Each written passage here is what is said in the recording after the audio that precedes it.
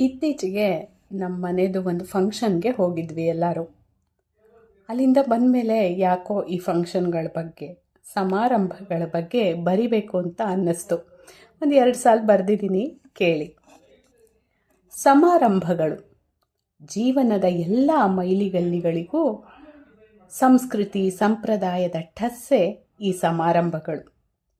ಮದುವೆ, ಸೀಮಂತ, ತೊಟ್ಟಿಲು ಶಾಸ್ತ್ರ, ನಾಮಕರಣ, ಚೌಲ, ಅಕ್ಷರಾಭ್ಯಾಸ, ಮುಂಜಿ, ಗೃಹ ಪ್ರವೇಶಗಳು ಬಂದರೆ ಸಾಲಾಗಿ ಒಂದರ ಹಿಂದೆ ಒಂದು. ಸಾಲಗಳೇ ನಮ್ಮ ಬಂಧು. ದೊಡ್ಡದೋ ಚಿಕ್ಕದೋ ಮಾಡಲೇಬೇಕೊಂದು ಛತ್ರ. ಮನೆಯವರದೋ ಬೀಗರದೋ ಬೇಡಿಕೆಗಳೇ ವಿಚಿತ್ರ. ಅಡುಗೆಯವರದ್ದೋ ಅವರದ್ದೇ ಗಮ್ಮತ್ತು. ನಮ್ಮವರ ಇಷ್ಟ ಕಷ್ಟ ನಮಗಿಂತ ಅವ್ರಿಗೆ ಹೆಚ್ಚು ಗೊತ್ತು. ಫೋಟೋ, ವಿಡಿಯೋ, ಡೆಕೋರೇಷನ್, ಮೇಕಪ್ನವರೇ ಸಮಾರಂಭದ ರೂವಾರಿಗಳು. ಅವರು ಹೇಳಿದಂತೆ ಕೇಳಿದ್ರೆ ಉಳಿದುಕೊಂಡವು ಜೀವಗಳು. ಜೋಯಿಸರದೆ ನೋಡಿ ಅಂದು ಎಲ್ಲ ಕರಾಮತ್ತು. ಅವರ ಮಾತು ಮಂತ್ರಗಳೇ ಶ್ರೀರಸ್ತು ಶುಭಮಸ್ತು. ಏನಿದು, ನೀವೇನು ಹಳೆಯ ಕಾಲದವರಾ? ಈಗೆಲ್ಲ ಈವೆಂಟ್ ಮ್ಯಾನೇಜ್ಮೆಂಟ್ನವರದ್ದೇ ಊಟ ಉಪಚಾರ. ದುಡ್ಡಿದ್ದರೆ ಸಾಕು ನೋಡಿ, ನಿಮ್ಮ ಮನೆಯ ಸಮಾರಂಭಕ್ಕೆ ನೀವೇ ಅತಿಥಿ. ಗೊಂಬೆಯಂತೆ ತಯಾರಾಗಿ ಓಡಾಡಬಹುದು, ಏನಿಲ್ಲ ಇತಿಮಿತಿ. ಹಳೆಯ ಕಾಲವೋ ಹೊಸ ಯುಗವೋ ಬದಲಾಗದು ಕೆಲವೊಂದು ಸಂಗತಿ.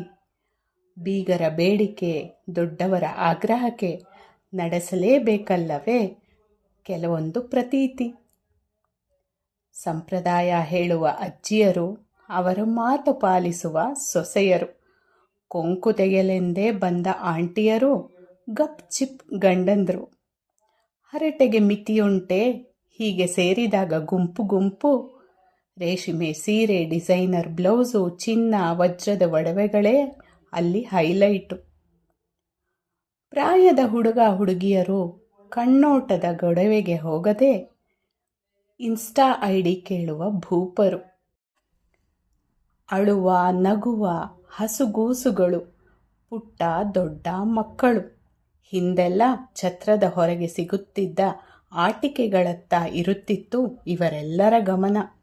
ಈಗೆಲ್ಲ ಮೊಬೈಲ್ ಗೇಮ್, ಯೂಟ್ಯೂಬ್ ಶಾರ್ಟ್ಸ್ ಇದೇ ಅವರ ಜೀವನ. ಈ ಎಲ್ಲ ಸಂಭ್ರಮಗಳೇ ನಮ್ಮ ಸಂಸ್ಕೃತಿಯ ಹಿರಿಮೆ.